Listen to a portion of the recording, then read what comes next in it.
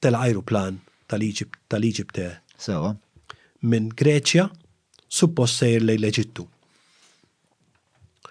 U 10 minutes through the flight, 3 persuni qamu minn mis-sit tagħhom u they took over l-ajruplan. They were hijacked. Il-persuna li kienet fuq quddiem mar fil-cockpit, liħor li kien fis-sit ta' warajh tela quddiem u għad jidderiġi kien il-leader tagħhom u għad jidderiġi l-sistema kollha u kien hemm ieħor fuq wara net. Ta' quddiem net kien għali reżaq li mbagħad eventually tressaq il-qorti tal-leader tagħhom eventually kien miet u anke ta' wara kien miet. Issa nispjegalek il-kundizzjoni kif ġew. Il-leader tagħhom wieħed qed jikkontrolla fil-cockpit li ma kienux jafu li kien hemm 4 security officers fuq l-ajruplan. Kollha kellhom Browning revolvers with hollow point bullets li allura jekk jisparaw joqtlu persuna meraw ma jpuncturjawx il-fuselage. So, Għax il-hollow point meta on impact tinfetaħ. Tinfetaħ. Tiġi isa tjuli, tiġi isa U fjuli. allura ma jagħmilx sara lill-ajruplan. Sewa. Dik meta tolqot l-għadam, Yes. It's designed for that, for these type of close encounters. li jaffer miktar diffiċli biex neħħija minn ġismek u jaktar naħseb fatali.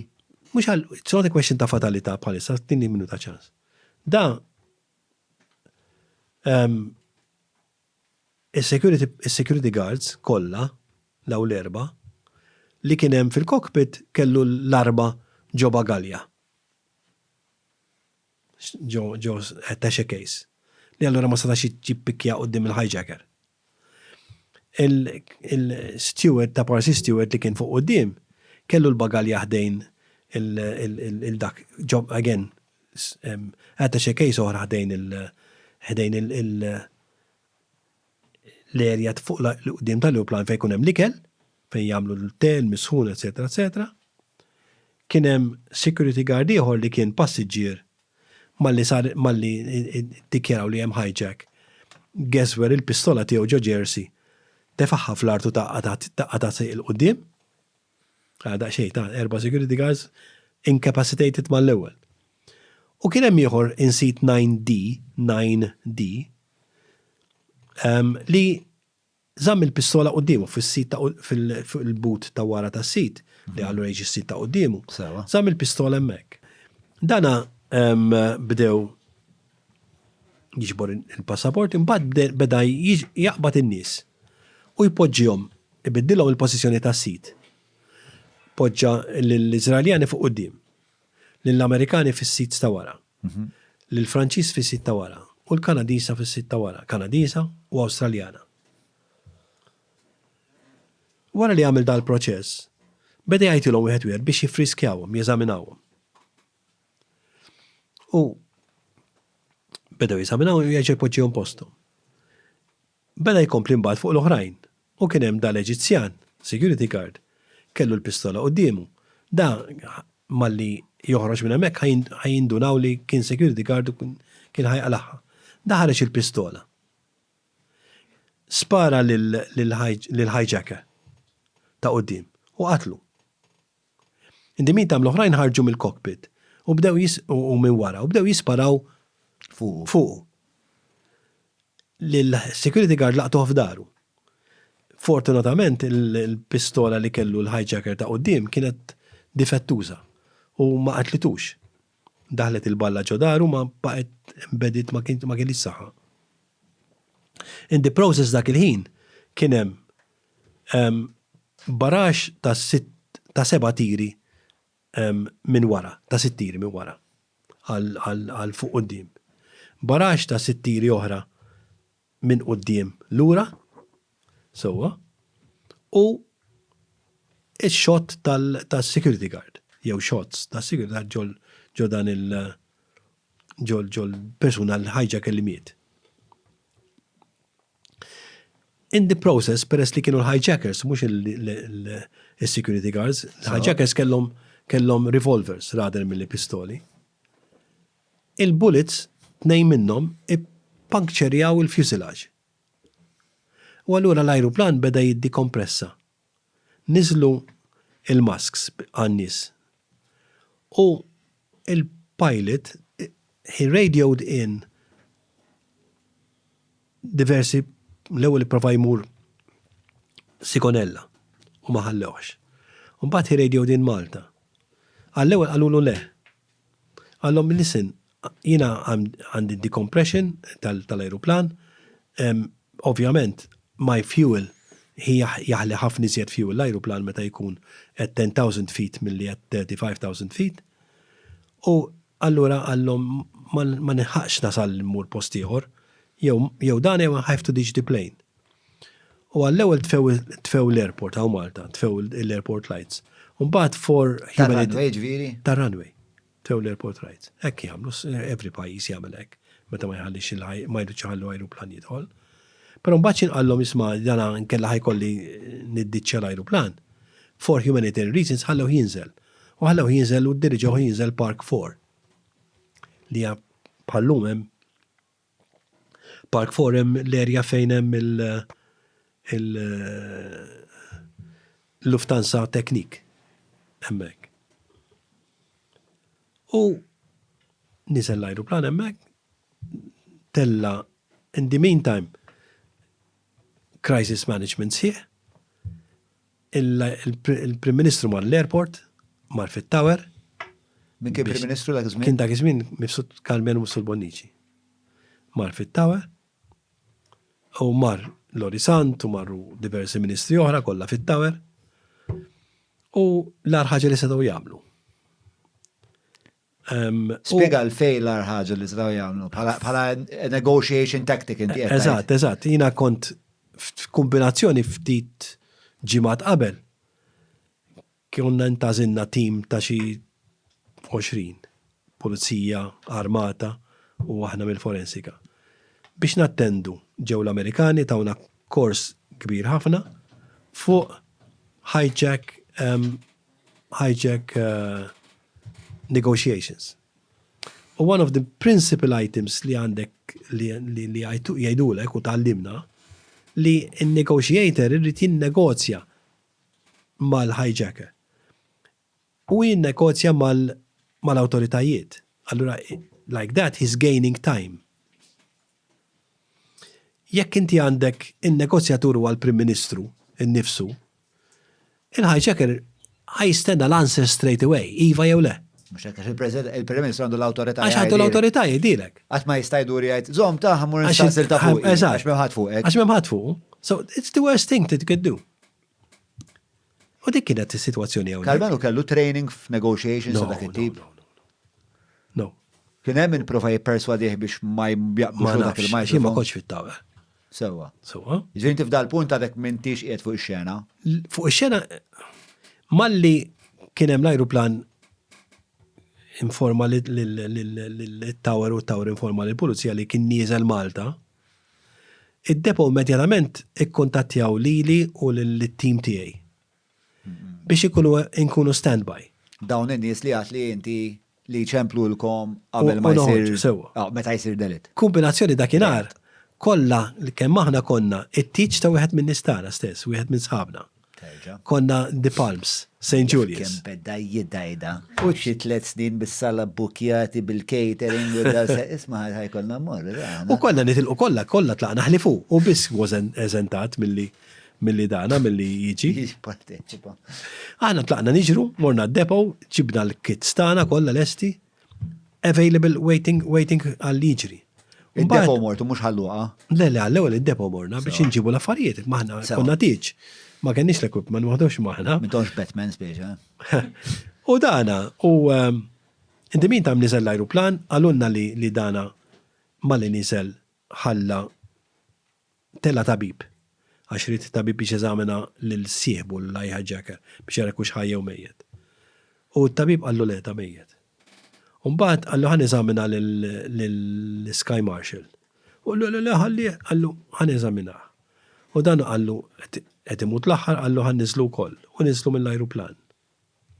In the process talbu biex jingħataw fuel u ikel u l-tower għalulhom fuel ma nistax intukom għaliex l-ajruplan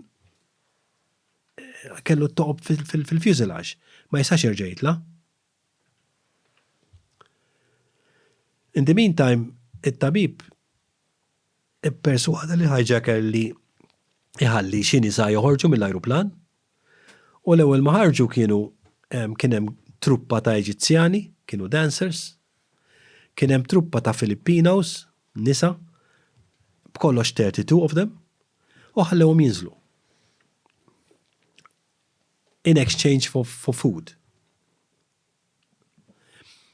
Immedjatament wara, il-hijacker għajjat lill-ewwel Iżraeljana biex toħroġ. U di ħasbet li ħirġa bħall-oħrajn, bħal-nisa l-oħra, il-barra. Ħarġet happily hekk. Kif ħarġet fuq il-passenger steps biex tinżel? Ħareġ il-pistola u sparala. U laqata frasa. Imma ħalaqata sbrix. Sbrix. Xi fejn titezif li kienet mejta. Qabada daw għaddabba fuq il-passenger steps għal-isfel. U dik baqgħet immobli isfel taħt il-passenger steps. Umbat, ovvjament, immedjatament li dana saħbita għajat lila wara xi kwarta għajat lila. Għaxu għallhom, jekk mhux se tħalluni nitilqu, ħanibda noqtol in-nies. Għajat li saħbita kienet Mendelssohn u tatir di ħarġet maxxa ippreparata biex tmut. Tal-punt qed jinnegozja direttament ma' Karmenu Medici. Dejjem magħhom kien qed jinnegozja. Sewa, u meta la darba kien hemm l-ewwel qtil. Iżed wieżed imbagħad daqshekk. La darba kien hemm qtil għalulhom mhux se toħorġu minn hawn.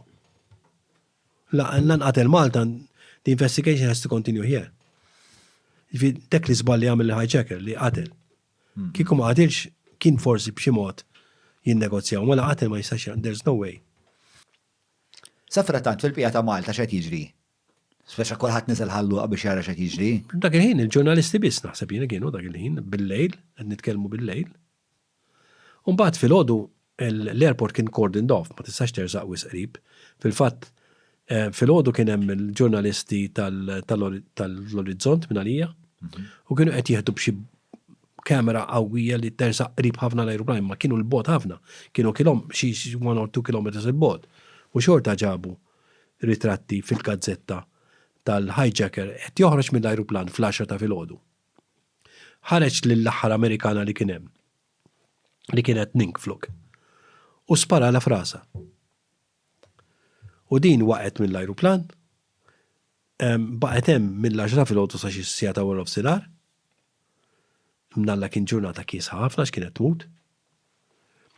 U mbagħad ġiet trak bil-blikel u waqt li qed jagħtuhom l-ikel tefgħu fit-trakk u ħadu għat-tower. Mit-tower mbagħad kien hemm l-ambulanza u ħadu għal dritt l-isptar. Dimin tam qalulna biha u jiena mort mal-ewwel l-isptar biex nara l-kondizzjoni tagħha. Kif wasalt hemmhekk ġie il-tabib tal-ITU għalli jisma' għalli għadhom kemm informawna mill-Ambaxxata Amerikana li dina kellha hepatitis C, which is extremely contagious. Għalli you have to be careful. Niftakar kien hemm il-maġistrat semaħħa għalli għallina minix se nidħol ninterroga jien, nieħdela xhieda jien. Jiena maġistrat m'għandix nieħu dik ir-riskju. Għalli dottor Abela Medici qed inqabbad lilek biex toħdilha xhieda inti. Li ġara kien li l-Eġizzjani apparently kienu il-permissu kien ħalla truppa ta' Eġizzjani jinżlu b'ajruplan Eġizzjan, militari Eġizzjan f'Malta, in a different area of the airport. U dawna suppost kienu qed jiġu gwidati minn espert militari Amerikan. Effettivament, it-riżulti later li ma kien veru xejn. Daħku bil-gvern daw l-Eġizzjani. Batu l-istess troops ta' soldati li kienu attakkaw lil ċipru xi ftit snin qabel. U dawna, they had one intention. Kill everyone basta toqtlu l-hijackers. That was their aim. So, xi 4 soldati daħlu mill-ajruplan, minn taħt l-ajruplan, fetħu il-luggage boot ta' wara u poġġew 2 kilos of Semtex. Ma, spiega l-qawwa xi tfisser 2 kilos. Semtex, 1 kilo of Semtex inkisser Kastilja, seb wara 2 kilos. Kilo of Semtex It's extremely splussiv qawwi ħafna, li wieħed mill-iktar splussivi qawwijin. So, u da waħħal 2 kilos. Da poġġa 2 kilos taħt fil-hold. Ma x'kien di ignoranza jew They wanted to destroy everyone inside the plane basta joqtlu l-hijackers. Issa ngħidlek għaliex. Dawna imbagħad kien hemm soldati li attakkaw l-ajruplan from the wings, telgħu fuq il-wings u fetħu l-emergency exits tal-wings u kien hemm trupp oħra erba' Eġizzjani oħra, soldati telgħu minn passenger steps ta' quddiem fetħu il-biba ta' qoddim biex jaqtlu l-hijackers. In the process, il-hijacker ta' qoddim roamed the lane. All right? Ħareġ u sparalhom. Mhux sparalhom, bat tefalhom hand grenade. As a result, daw l-4 soldati ta' qoddim spiċċaw b'saqajhom imtajra. U baqgħu Malta, kellhom jibqgħu Malta, sakemm jiġu kurati. Wieħed minn daw soldati sparalu lill-hijacker laqtu. L-għalli reżaq. So, issa, da kollox f'daqqa waħda qed jiġri, Dat ngħidu f'temp ta' kemm il-minuta. Ftit minuti, ftit. In the meantime dawk li telgħu fuq il-passenger steps ta' quddiem, fil-passenger telgħu fuq il-wings, fetħu l-emergency exits. Grupp minnhom spara l-qudiem u grupp minnhom spara lura. Sprejaturi b'submachine guns.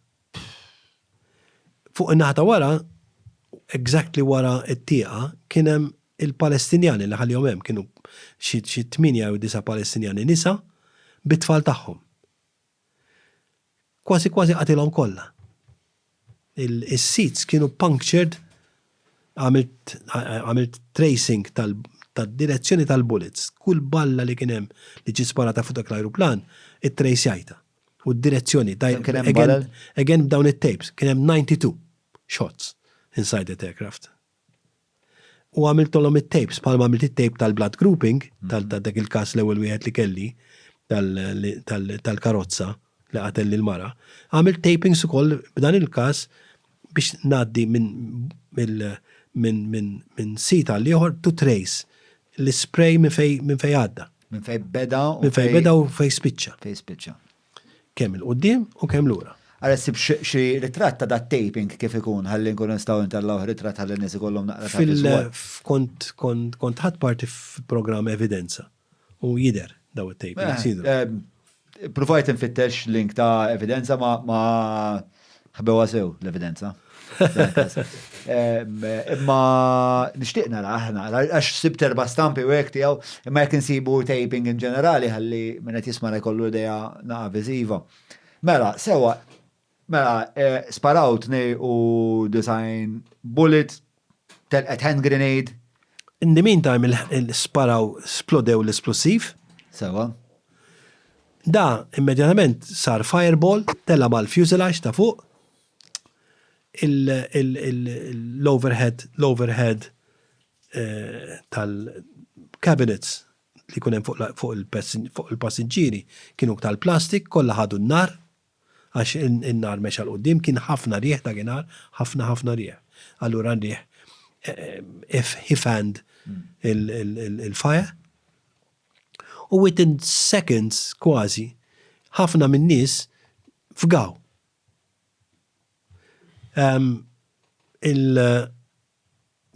Mill-Eġizzjani f'dak il-hijack mietu 60 persuna għaw Malta. 2 Palestinjani nisa kellhom terminal pregnancies, jifieri bażikament kienu nagħmlu autopsja ta' 62 għax il-babies kienu kważi twildu. So, minn dawn it-62 il-hijacker qatel 2. u spara fera 2 oħra. U l-Eġizzjani qatlu xi 54. Għaliex anke dawk malli fetħu l-passenger steps, l-emergency exits, kien hemm xi Eġizzjani li kienu poġġew fuq wara kienu inqas għal hijackers ma kienux ta' tret tal-jom, allura dawk tefgħu fuq wara, bħalma tefgħu lill-Palestinjani fuq wara. So daw il-hijackers kienu Palestinjani. L-nisa Palestinjani minflok ma ħallewhom joħorġu, żammhom hemm bit-tfal tagħhom. U ippruvaw joħorġu xi 4 Eġizzjani minn ġol wings. Kif nislu fuq l-airport fuq it-tarmak tal-airport, sparawlhom u qatluhom. L-Eġizzjani stess. Għalfejn din ir-rabja kollha, għalfejn din id-determinazzjoni li jesterminaw kollox. Dik isaqsi l-awtoritajiet Eġizzjani. Naf li meta qed nixedda kollu fil-qorti jiena l-ambaxxatur Amerikan tgħix kemm ħagost li u faħarni li ġi ringrazzjani tax-xogħol li għamilt. U l-ambaxxatur Eġizzjan tgħix kemm irrabja. Żgur x'inti kellek l-rwol li tidħol mbagħad fl-ajruplan biex tiddetermina hawnhekk x'ġara. U żgur, jiena l-maġistrat ħatarni biex inkun kustodju ta' dak l-ajruplan. Kemm dak il-proċess? Dom 6 xhur.